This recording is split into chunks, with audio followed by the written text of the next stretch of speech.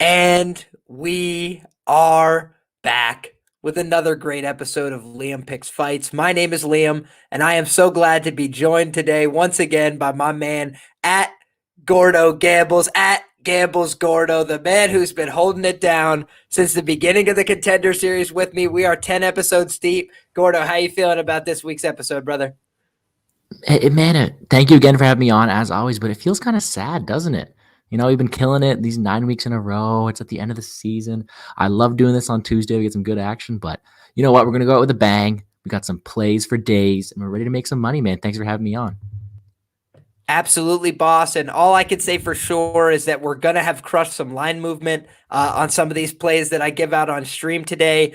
I went on Narco's show yesterday, and I don't know if people got involved with some of the action that we gave out on there or if they found it themselves and also saw value. But man, some of these lines have gotten absolutely smashed, cut in half. But other lines, I just went and drove to Jersey to play right now. So we've got stuff that's up to the minute for you, and we've got some stuff we locked in that we feel like's value, but the line might have gotten away from us already. So with that being said, guys, I know we're on a restricted time schedule. We will not dilly-dally here for long. I just want to let you know that this show is brought to you each and every week by Prize Picks. Not everywhere, not every book offers action on the Contender series. It can be frustrating at times. And if you're living in a state where they don't offer legal sports gambling, it could be frustrating anyway. Guys, if you want to get involved, if you want to get some money down on these games, have some fun with it, and you don't want to play against a massive pool of people like you would on a typical DFS offering, this is just you versus a projection.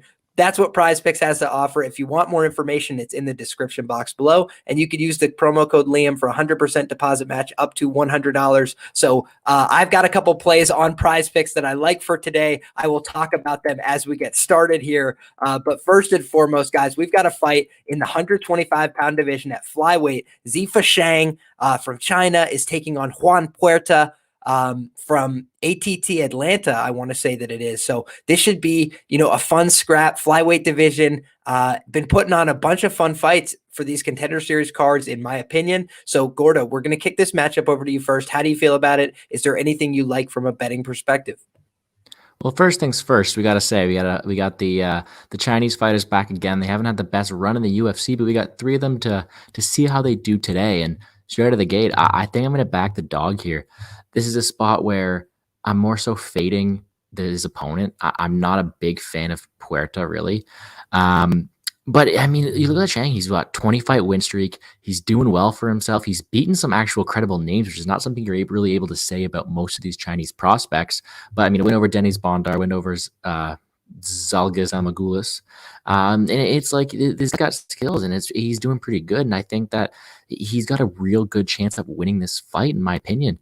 You'll have to pick him. I do think that Puerta does have some skills to win this. I mean, he's really solid on the mat, but he's very hittable. And it's just not something that I'm really liking to see. And I think if I'm going to get plus 160 on Shang here, I'm going to take it, which is what I have. I have a bet on Shang money line at plus 160. I think he's got some crisp combinations. He's a smart guy, good talent. I think he's good on the ground as well. I don't think he's going to be a fish out of water if Puerta gets him there. I think that he's going to be able to stuff some takedowns to piece him up on the feet. And yeah, I'm going to keep it just as that. I think he's the guy to win this fight. I think he's the value side at plus 160. But I wouldn't. I'm not trying to discredit his opponent. His opponent's pretty good as well. But I think that the line should be lined a bit closer. I'm going to take my shot on the dog to get things started. Awesome, man. I love it. And, I ended up going the same way here. I didn't go anything crazy here. I put down 0.4 units on Shang here at plus 160. And I feel like that's a decent enough price. I don't hate the price. I think that this is going to be a competitive fight. I don't think this is a fight that finishes at a tremendously high clip.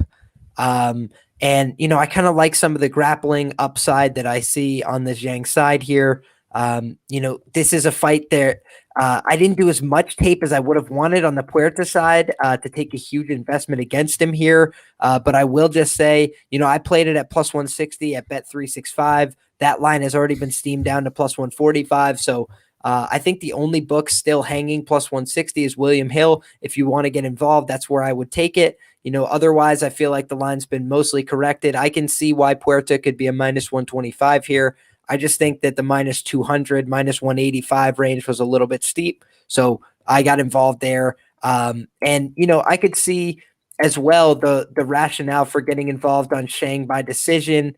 I'm looking right now, Shang to win the fight by decision plus 333 on Bet365. I don't hate that. I think that's his most likely path here. I think a potential late sub isn't out of the question. He's got a decent back-taking game, but my question was, who is he really finishing? I wasn't seeing him finish a tremendously high level of competition on tape. So I feel like this fight goes to decision more often than not. Feel like it's a competitive one. So I'll take the underdog Shang here without a tremendous deal of conviction. We can move right along, though, to a fight that I think is a little more fun, a fight I'm a little bit more interested in. We've got Jonas Bergerino taking on Kanan Kawahi, the Southpaw Hawaiian. I like my Southpaws. I like my Hawaiian fighters. This guy kind of reminds me of a lot of the other Hawaiian fighters that we see, but he's a little bit more slick and technical from the outside, likes to push people against the cage, create that separation and unload in flurries. He actually has that pretty slick submission game. We saw his last time out against Childers was able to lock up a choke, almost instantly. I like his threats from the front headlock position. But he hasn't overall faced the highest level of competition. Hasn't had a tremendous amount of cage time, seems to have a little bit of a gassing problem or a potential gassing problem, at least in that Hooper fight. I thought it was more of a pacing problem, but I'd like to see some evidence of that before I make a huge financial investment in him. That being said, I am going to pick Kanan to win this fight outright. I think he's a little bit younger, a little bit fresher. I think that he can pressure his opponent backwards here. I think Bergerino, in the fights that he did lose, I saw him get pressured. I saw him get put on the back foot. He's got a lot of flashy kicks, a lot of jumping, spinning attacks. The very fast head kick. Got to give him credit there. He can get the foot up to the head very fast. But I also think that he's starting to slow down just a touch. I think that we could see Kanan, really collapse the pocket on him fast, push him against the cage, and start to unload. In the fight that he lost by TKO, that was what happened to him. He got pressed into the fence. It was basic hooks, a lot of boxing pressure, and a relentless attacker that was able to get him out of there. I think we could see the same from Kanan here. I also think he's got some submission upside in the matchup. Haven't seen a tremendous amount from Bergerino from his back. So it's kind of an unknown for me, but I do like what I see offensively from Kanan. I was seeing pictures of him from years ago wearing a brown belt. So the guy's seasoned on the mat, been training there for a while. He's young, 24 years old. So I like Kanan in the spot. I took a small flyer on here, Kanan to win by KO at plus 800. Looking now on bestfightodds.com, Kanan to win the fight by KO is plus 400 on Bet Online, and that is the best available number. So like I said, guys, number's been cut in half. Wouldn't really love it at this price. If anything, I would play Kanan inside the distance. I'm seeing the best price on Kanan inside the distance is plus 165. Even that I don't really love, but if I was going to force action here, that's how I'd do it. I think Kawahi is going to get the finish here. But I think from a money line perspective, it's probably a pass until I see him, go the full distance here. So, Gordo, how do you feel about this matchup? Yeah, I'm right there with you. I got my 1.5 units on Kanan at minus 150 just to win a single unit. And I think that is just a bit off here. Kanan is, I guess on paper, you could call it a bit of a striker versus grappler matchup just because of how seasoned he is on the mat. But then you look at it, and the discrepancy in striking between the two fighters is completely different from the discrepancy in the ground game. I think that people are giving a lot of credit to, not enough credit to Kanan's stand-up game because man's he's solid got some solid hands, great combinations, and whereas Jonas does have some great kicks, that's probably the only thing there is to like about him. He was brought in to train with Aldo for McGregor, and rightfully so with those great kicks. But you look at him, he doesn't have the best ground game that we've seen. We haven't seen him off his back too much. I don't even think his punches are as good as Kanan. I think that his one tool is that snappy head kick. And if that's all you got to win the fight, maybe the endurance as well, because like you said, we did see Kanan gas out. But I think that if you're fighting Chase Hooper and you think you're able to get that young kid out of there early, you'd unload the tank as well. So I think that's just a one-off. I'm not really going to take too much stock into that. This would be a perfect spot to see if he does get us out. But honestly, I don't think he does. I think if he has to, he's able to get it to the mat and dominate there. But even on the feet, his pressure, I even think his striking defense isn't bad either. There's everything about this guy I'm really a fan of. And I think he gets it done pretty convincingly. I think minus 150 is a bit too short on him. I think he has way more skills than that line does entail. And like you said, that finish is not out of the realm of possibilities. All I think he does got to do is defend that head kick, watch out for that, and then keep applying his pressure. And it should be his fight to lose. Absolutely, man. Shout out the people that we got rocking with us in the chat. We got 23 people rocking with us live as well. Appreciate each and every one of you guys. Justin says he thinks that Kanan's going to smoke him here. Narco was the one that tipped me off to that KO line at plus 800. So when I was on his show, I was like, man, that's a great number. I'm going to get involved too. Narco, you've done your job, brother. You can sit back, feet up, because that line has moved well in our favor. So it looks like we got down some good equity there, and hopeful that Kanan can get the job done and get one across the finish line for us. Maybe with those hands instead of that submission game. He has shown to be a potent finisher with both the hands and that sub game, in my opinion. So absolutely, Gordo, on the way out here. Yeah, I just wanted to mention as well, the big thing to take into account too is the last two fights that Jonas has had have come 2 years ago and 5 years ago, or 5.5 years ago, right? So you have this guy who hasn't really shown anything as of late. We don't know what he's working on. But at the same time, what we do see is a guy who's doesn't like getting hit. And the older you get, I don't think that really helps it at all either. So that KO prop, great. I do agree with Justin, though, that I think Justin said it. Jonas doesn't like getting hit at all. I think this is a spot where I can definitely see that KO. I like to play things a bit safer. I think I'd play the inside the distance as well, because if Jonas is able to make those improvements and is able to put up a little bit of fight, I do think that you have someone like Kanan go revert to that ground game. And even there, his ground pound looks pretty good, but I do think there's a big gap in the grappling as well. So KO prop, I like it, but I do like the inside the distance as well. Awesome, boys. So we've got some consensus agreement there. And guys, feel free, if you've got action, if you've got thoughts, opinions, drop it in the chat and we will include you in the show as well. Shout out my man Poco Puncher. Love it, boys. Love that you're interacting with the show, brother. Appreciate you. So we've got another flyweight matchup coming up next here. And we got Lunki taking on Erison Ferreira. This kind of surprised me that the odds were so wide for most of the week here. And can I see what people like about Erison Ferreira? I mean, yeah, he's pretty durable. He can get hit and come back. He could take the momentum back in a fight. But there's a lot that's scary. There's a lot of big red flags for a minus 700 favorite. This guy's gotten rocked in every piece of footage I've ever watched. He's a little hittable. He's a little reckless, a little wild, comes forward, likes to get in somebody's face. He's also the older guy here. We've got relative size parity. I think that this is kind of a crazy line here, just a bit. And so I played a quarter unit at plus 500. That just didn't make sense to me. And I also played, 0.45 units on Key to win the fight by KO or TKO at plus 900, guys. And now if you look over on bestfightodds.com, Key to win this fight by KO on the book that I bet it has been bet down to plus 550. You could still get plus 800 on DraftKings Sportsbook. And, his money line has been steamed down. It was at plus 500 when I played it, and it's down to plus 390 best available.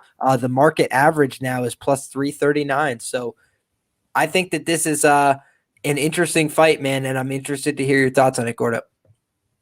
Well, first things first, I think you laid it out there. Both these fighters, in my opinion, won't do very well in the UFC. I don't think this is a UFC caliber fight.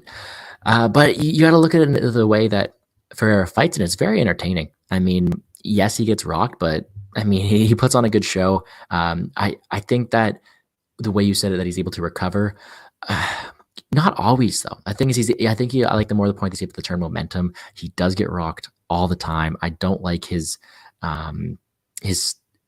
If I was going to bet on him, I wouldn't like his style at all, because he's very reckless. And in all, I'm not a big fan of his entire skill set. I do know he has power. I know he's tough. I know he's going to put his whole heart on the line.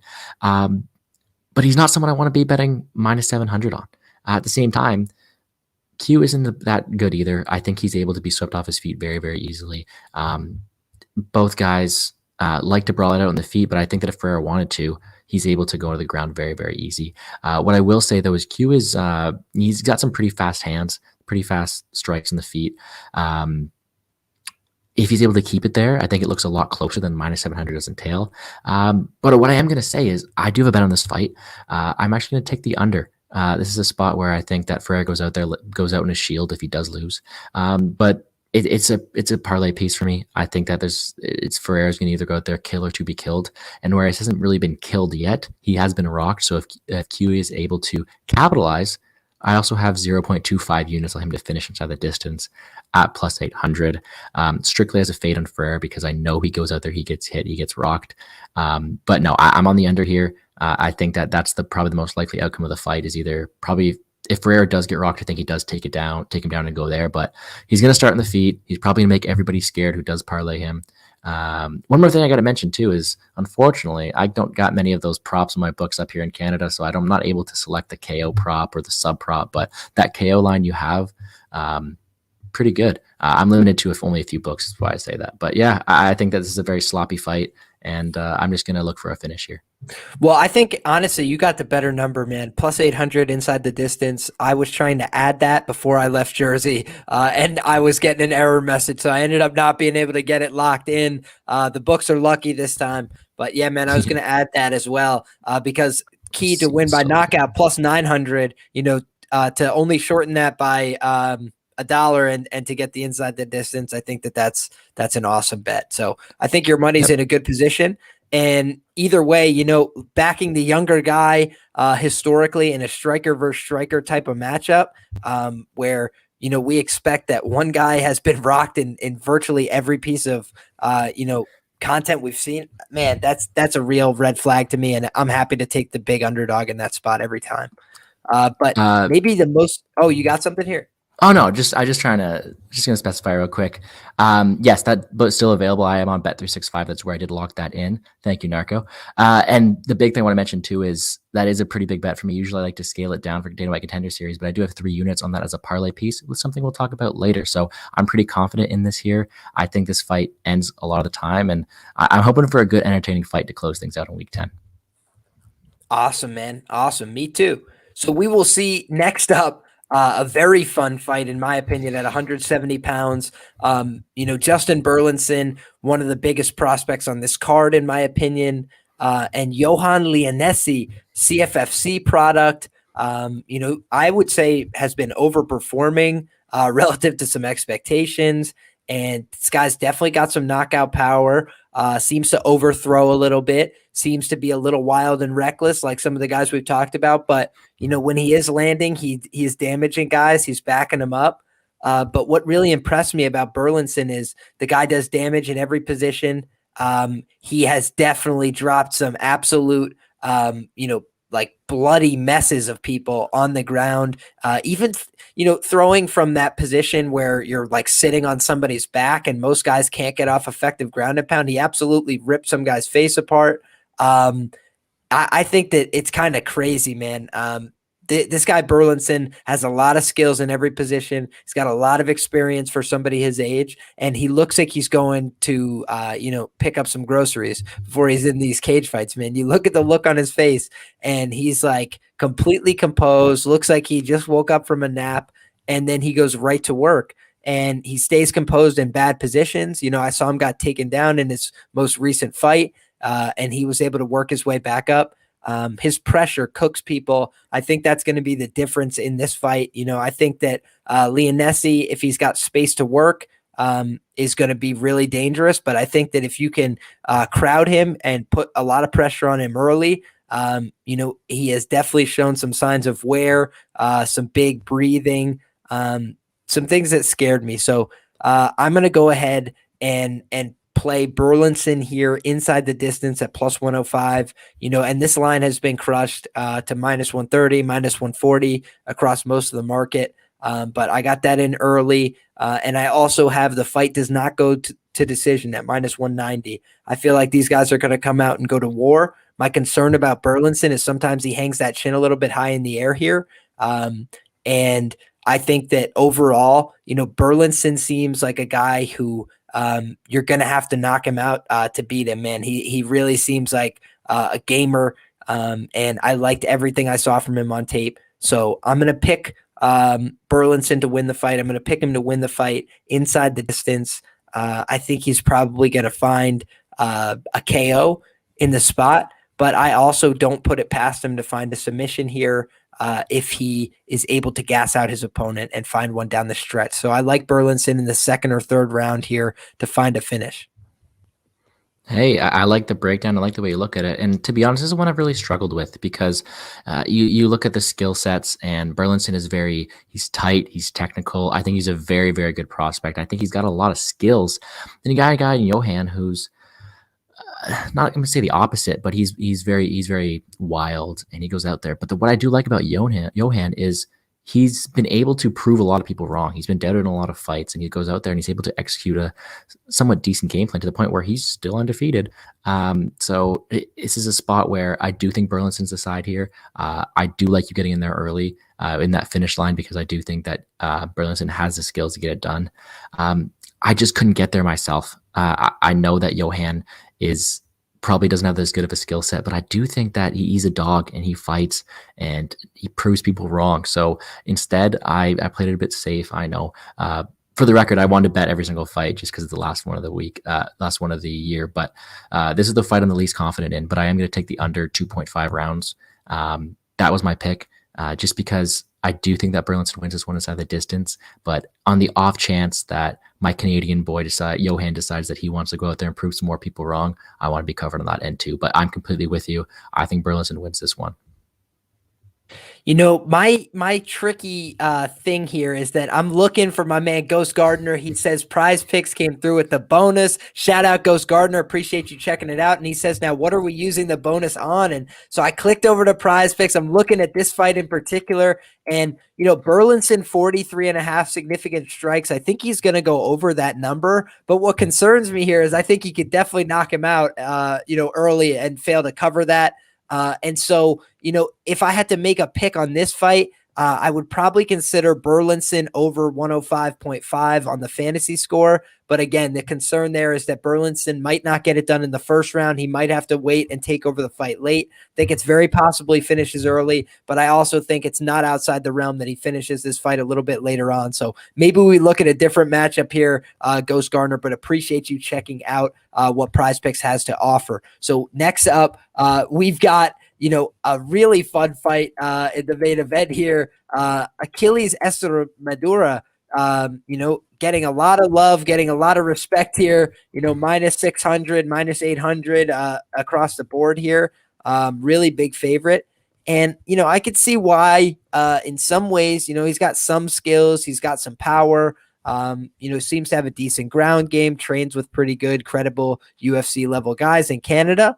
But, I also think that Mahasheti, we don't know a lot about him. He's like a virtual unknown in the matchup. One publicly available fight that you could really dig your teeth into. He was 19 years of age. He got taken down over and over again by a Russian character in the M1 Global organization. So it's like, how much can we take away from that fight? And, he's a younger guy here. He seems like a primary striker going against a primary striker. So I think that, if we see Esther Maduro coming out here shooting takedowns, that would probably be high IQ. And that would probably be the path of least resistance. But we also got to remember, this is Contender Series. Guys come out here looking for crazy knockouts. They come out here fighting a little bit against type and against game plan at times to try and look impressive and find that highlight finish. And, Mahasheti is a young guy, at virtual size parity in the spot, a little bit bigger even. So it's like, man, we're getting the bigger guy who's significantly younger here at this huge plus money ticket. That just seems a little bit over the edge to me. So I have Mahasheti here for 0.5 units across plus 475 and plus 575. And this could look like a really dumb bet in retrospect. Esther Maduro, like I mentioned, he's got some skills, but we have a virtual unknown on one side, and we're saying that this guy who looks okay, but hasn't really been very active, like the whole career of Esther Maduro has stretched since Mahasheti was in high school. So it's like Mahasheti has been having his whole fight career in like the last 2 years And Esther Madura, since 2015, he's 7-0. So he just doesn't really get in the cage all that often. Obviously seems like a pretty talented guy, but I don't like his lack of activity here.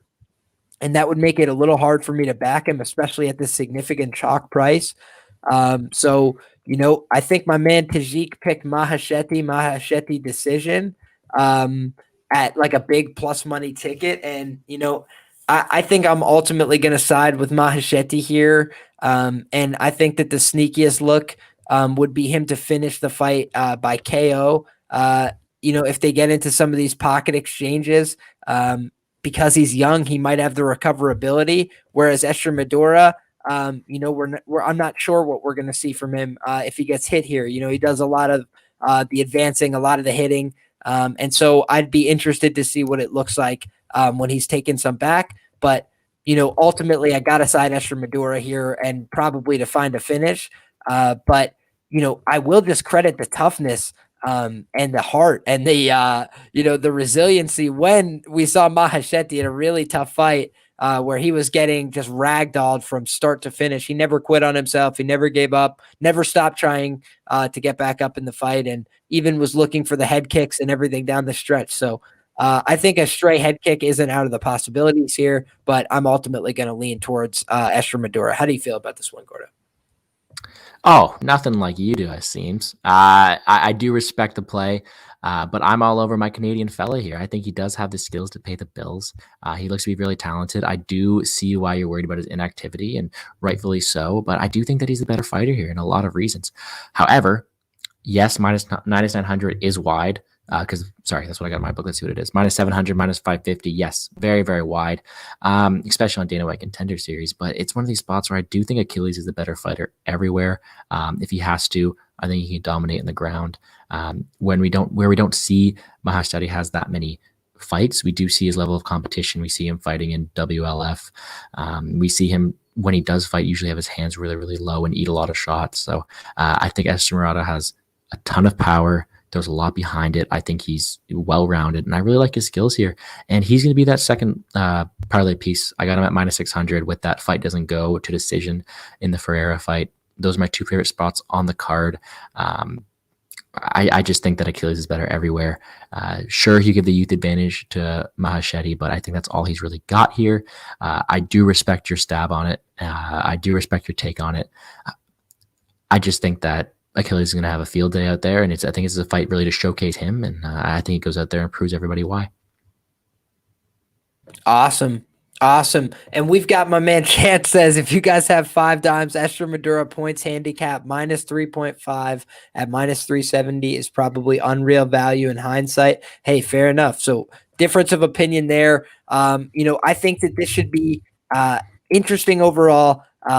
Probably the worst offering from the Contender Series that we've gotten this season. It's the last one. They're scraping it across the finish line here. But I do think that, these Chinese fighters have been on a really rough run.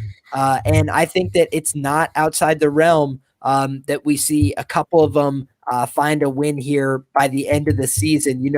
I also just think there's been a lot of really big steamed favorites that have gotten across the line on Contender Series this year. And, we've seen a few of them were sketchy and barely made it across. I'm trying to think of an example, maybe Gennaro Valdez minus 700 or something. There was a few of them where it's like, just a hair. Didn't he close it like minus 1600 too? Exactly. It just keeps going up and up and up. It seems like when a side is identified on Contender Series, the market steam chases it a lot. And I'm just warning people that these fighters don't strike me as the kind of favorites that I'm willing to ship, a huge amount of cash on their backs. It's like, I feel like these guys aren't the most reliable fighters.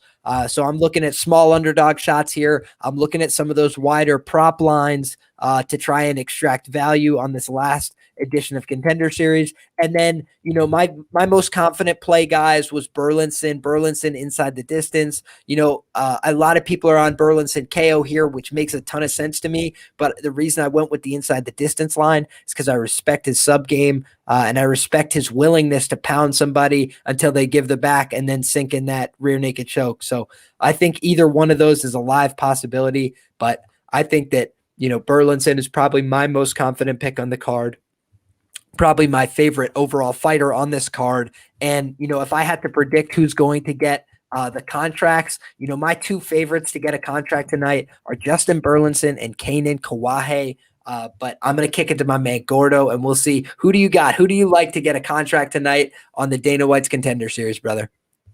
I'm with you there. I'm really liking Kanan. I'm really liking Achilles. Those are my two guys tonight. We're on a first name basis, as you can tell with their long names, so I'm not going to try. But those are my two guys to win. I do think they go out there and live up to Achilles' price tag. I do think they're the ones that are trying to showcase here, and I think they get their contracts. And for those who I am fading tonight, who do get their contracts, I will continue to fade them. That's the best part about Contender Series. If they do make it, you're able to get another chance betting on them and prove yourself and get some revenge. Right. But no, I do agree that it's not the best card, but I'm hoping there's at least some good action. I got a couple unders, which are always a bit nervous, but those always make it fun. So thank you for having me on, man. Absolutely, buddy. Always. And, guys, I just want to say here as we're on the way out, appreciate everybody who's been rocking with us for each and every edition of the Contender Series. We do this show right up until the fights get started because we want to give you guys that up to the minute breakdown once we've gotten through all the tape, once we get, all of our research done. And, it's not these picks and opinions. They don't come together overnight, folks. It's page after page of notes. It's a lot of time, effort, and energy goes into this stuff. So appreciate each and every one of you guys. I know that you guys are doing the same if you're trying to make money on this stuff. So appreciate that you guys watch the show. Want to let you guys know on Thursday this week, I will be back. I will be picking fights with the GOAT, Tajik Bey, and my man Sean Orr for UFC 268. That is going to be 6:30 p.m. in the East. And we are going to be breaking down the card from bottom to top, like always. Really excited about that. Gordo, can you let the people know where they can find you? What you got coming up next, brother? Hey, well, luckily enough, I get joined by Liam himself on Friday nights as well. So I am happy to be a part of the Plays and Fades Sports YouTube channel. We're still getting that going, and we just record our DFS video for the UFC video this week. So I will have the UFC 268 DFS video out tomorrow for you guys. So check that out at Plays and Fades Sports on YouTube. You can find me on Twitter at Gordo Gambles. And always shoot me a DM. I'm happy to be featured on the show with Liam. Liam's an absolute gem, and he's been crushing it this year. So let's make it 10, man. I'm really happy to be here, and I appreciate you having me on. Absolutely, buddy. And guys, like we mentioned, it's really been a hot streak for us on the show, hoping to end it with a bang. Got some exciting personal announcements coming as well. Might be having a jiu-jitsu match coming up here at the end of the month, hoping to have some details on that for you guys. I say they don't call me Liam Picks Fights for no reason, right? I'm not just here picking these fights from a handicapping perspective. I'm trying to get in some myself, have some fun, and get out there, showcase some martial arts. And this is the stuff I love. So appreciate each and every one of you guys for rocking with us. All you guys that love this degenerate action, we love it too. And so if you guys want to show your love and support, go ahead, like this video. If you don't mind, go ahead and get subscribed to the channel. Go ahead and look in that description box and find my information for PrizePicks if you want to get signed up, if you want to try your hand and have some fun. I think an interesting look for PrizePicks tonight is Kanan Kawahi over on Fantasy Score. I think that an interesting look for tonight is, the Arison Ferreira under on Fight Time. That could be an interesting look as well. Somebody's probably going to go to sleep in that fight. So really should be an interesting one. And if you guys decide to take action, use my promo code Liam. They'll deposit match you 100% up to $100. So that's everything that we've got for you guys today. We look forward to speaking with you guys again soon. Thank you for rocking with us this whole series of Contender Series. And let's make it 10 for 10. Let's get another one across the finish line. Let's get the good guys another win versus those darn bookies. We've never met a bookie with a part-time job, so we're trying to get one back for us good guys. And so far, so good this season. A lot of big props have come through for us, and we crushed a lot of line moves on the props again tonight. So let's get my man Key to win by KO at plus 900. Let's get Kawahi to win by KO at plus 800. Let's get Burlinson to win inside the distance at plus 105. Let's get Burlinson to not go to decision at minus 190. Let's get Mahesheti across the distance at plus 575. And let's get Shang across the distance at plus 160. We're going dog heavy card tonight. And God bless you all. Good luck with your action. Always gamble legally, responsibly within your means. Let's get another one for the good guys tonight. We'll come back Thursday. See you all again then. Take care, everybody.